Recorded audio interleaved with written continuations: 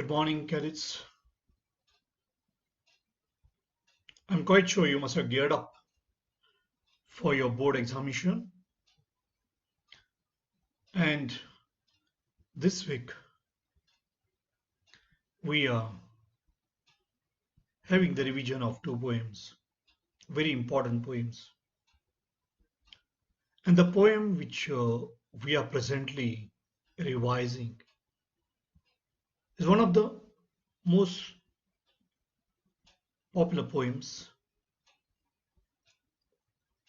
A Thing of Beauty, written by John Keats. Quite often it is quoted, a thing of beauty is a joy forever. And this line is from this poem, A Thing of Beauty. A thing of beauty is a joy forever. Its loveliness increases. It will never pass into nothingness. So let's discuss some of the questions. You're familiar that there'll be multiple choice questions and objective type questions, and there is possibility of even long answer type question. So let's at first discuss a few questions. Here is extract based question. Let's discuss that question, and then we'll take up few objective type questions. The extract: in spite of despondence of the inhuman dearth of noble natures, of the gloomy days, of all the unhealthy and o'er-darkened ways, made forward searching, yes, in spite of all, some shape of beauty moves away the pall, moves away the covering. So in spite of despondence, despair, and spite of all dark, dreary things, and here inhuman, people lacking noble natures, and these days are very gloomy, very sad. Of all the unhealthy and over-darkened ways, all unhealthy ways, people cheating each other, over-darkened ways, and then we look for something. And it's some shape of beauty, something beautiful that will move away the pall from our dark spirits. Our spirits have been darkened. The covering, it will move away. And what will move away? It's a beautiful thing. Look at a beautiful thing, and you'll forget all your sadness. You'll forget your gloom. That's what the poet says. From which poem the lines have been taken? It's quite easy, isn't it? Or title of the poem, they'll ask this kind of question. So it's a thing of beauty. How many poems are there now? This year? You have only 5 poems to study.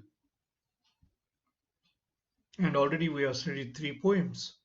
My Mother at 66, An Elementary School Classroom in a Slum, Keeping Quiet, and this is a 4th poem that we have taken up. And what is the title of the poem? A Thing of Beauty. Who is the poet of this poem? Yes, who is the poet? Very famous romantic poet, that is John Keats. Pablo Neruda, Keeping Quiet. Kamala Das, My Mother at 66. Let's go to the next question. Why are we despondent? Why are we despondent? Unhealthy desires, lack of nobility, both A and B, none of this. Yes, the right answer is C, both A and B, unhealthy desires. In spite of despondence, lack of nobility, inhuman dearth of noble nature, unhealthy ways, unhealthy desires, unhealthy ways. So unhealthy ways, lack of nobility, dearth, lacking what? Noble nature, lacking good nature. People are not behaving well. Lot of jealousy is there. Lot of pretense is there. So let's go to this last question here on this extract. What does inhuman dearth of noble natures mean? What does inhuman dearth of noble natures mean? So what is here? Dearth. Dearth means lacking. So surrounded by beautiful people, lack of noble people, lack of beautiful objects surrounded by beautiful. Yes, lack of noble people, noble natured people. So people having noble nature, nobility. So people lacking that, dearth of lacking that. So inhuman. So people lacking that. So that's why right answer is lack of noble people. And let's go to very important stanza of this poem, the last stanza.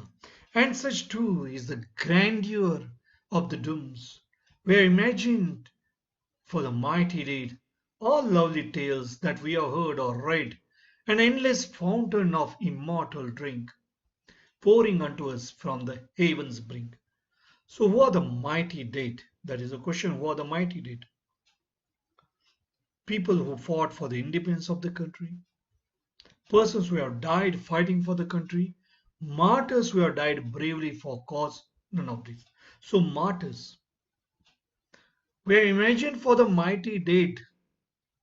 So their lovely tales, those martyrs who have sacrificed themselves for a cause, who have laid down their lives for a cause. So they are the mighty dead. Let's go to the next question now.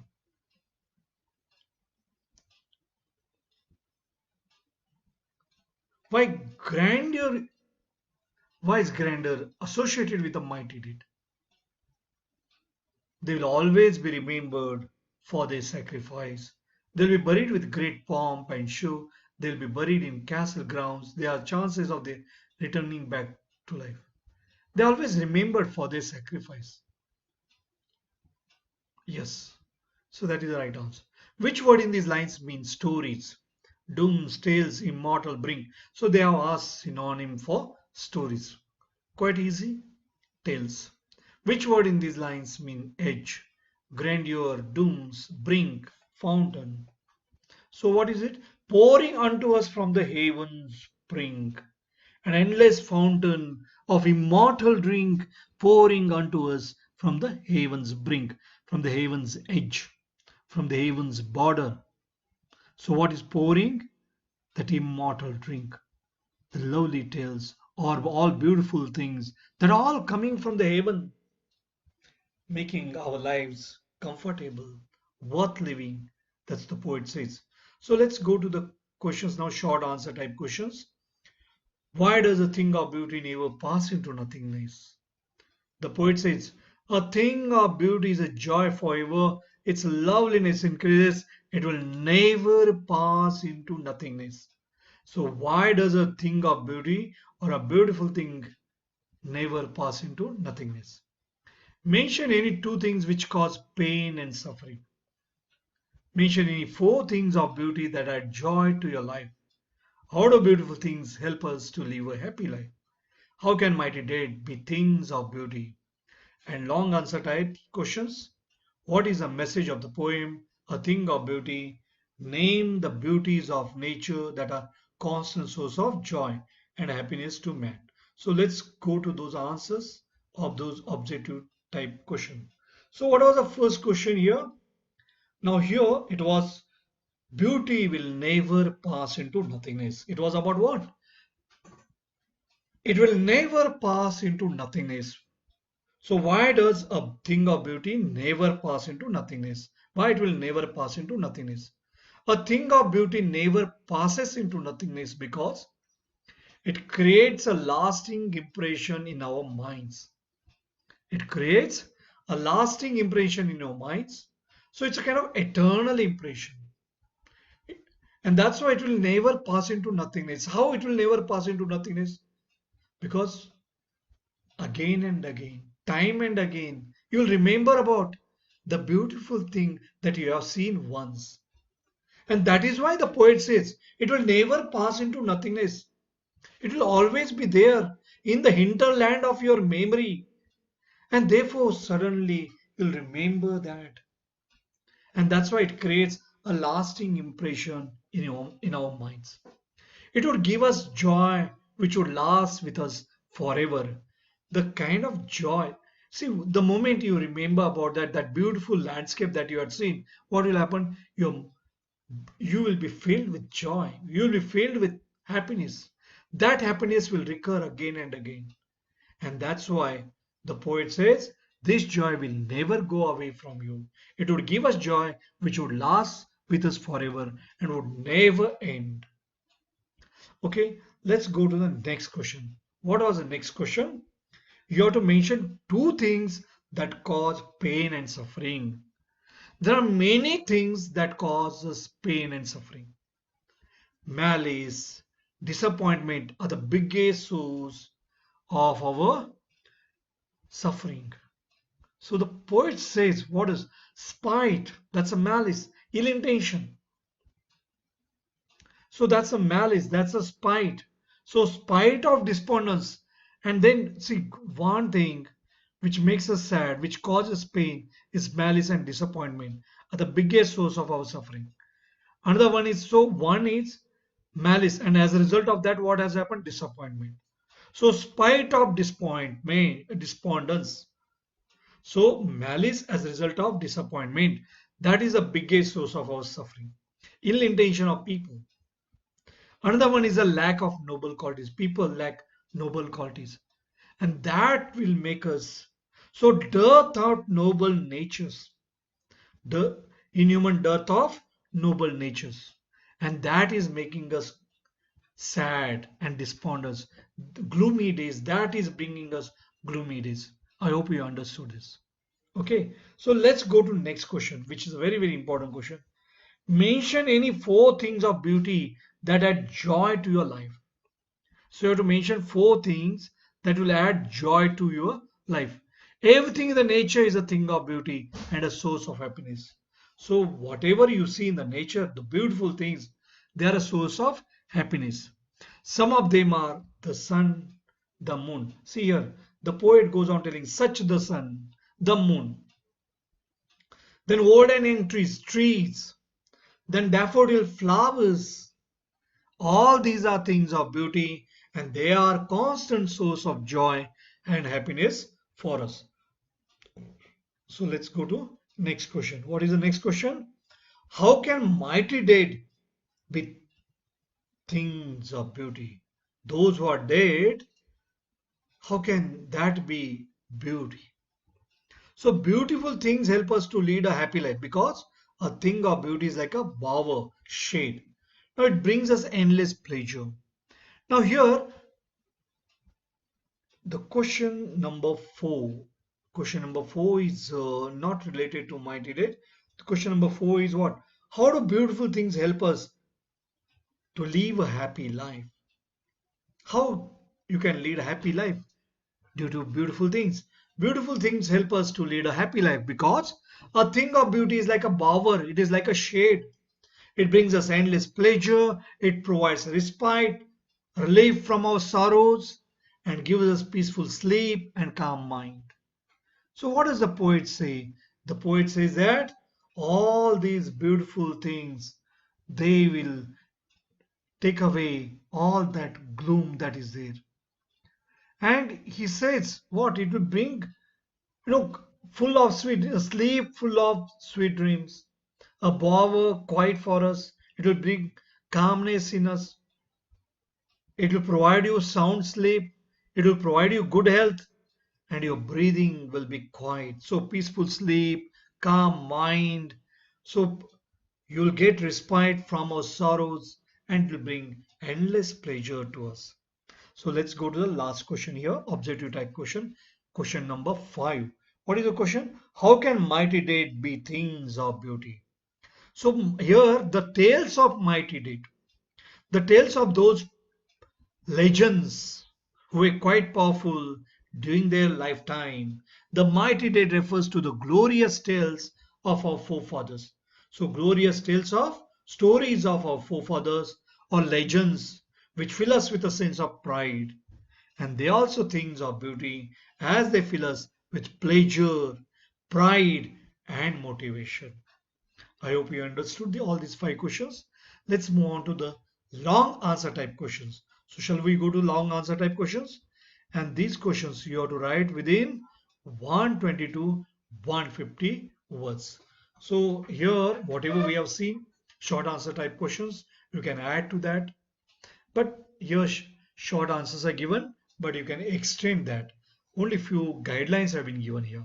Okay, it doesn't mean that this much only you should write. You should add your own. Well, let's go to the first question. What is the message of the poem?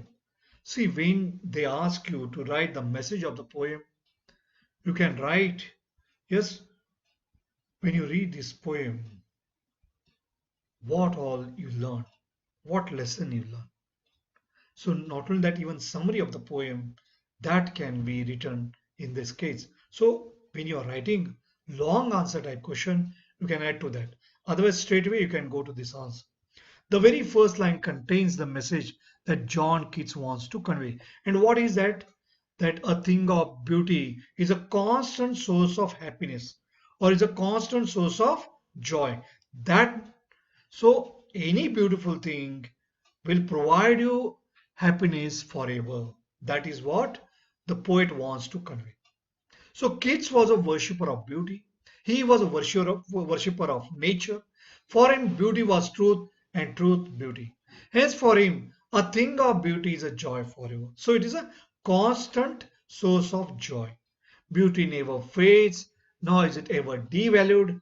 It never passes into nothingness. He says it will never pass into nothingness, but its beauty will keep on increasing day by day. Because as you go on remembering, what will happen? You will be thinking more and more joy you will have. When we are full of sorrows and sufferings, it's a some form of beauty that will come to our rescue. It will remove the pall of sadness. It will remove the covering of sadness and sorrows, and it will provide us joy and happiness. So, therefore, beauty is a boon for human beings. So, what kind of life we are leading? So, there is a lot of malice here, and as a result, a lot of disappointment. And then there are people lacking noble natures. You can include all that. When we are living in this kind of world, it's a beautiful thing that will take away all the gloom that we have, that will take away all the sorrows that we get. And the beautiful thing will is a constant source of happiness. Let's go to the next question. What is the next question? How can so next question is name the beauties of nature that are constant source of joy and happiness to man. So those beautiful things which the poet talks about, you have to go on writing about all that, all those beautiful things, and there you can include also those things which how the world is and how you can get rid of those beautiful things. As the poet goes on saying, a thing of beauty is a constant source of happiness. Nature is a storehouse of beauty. Beautiful line here. Nature is a storehouse of beauty. The beauties of nature are endless. In yes, the beauties of nature are endless. And where do you see?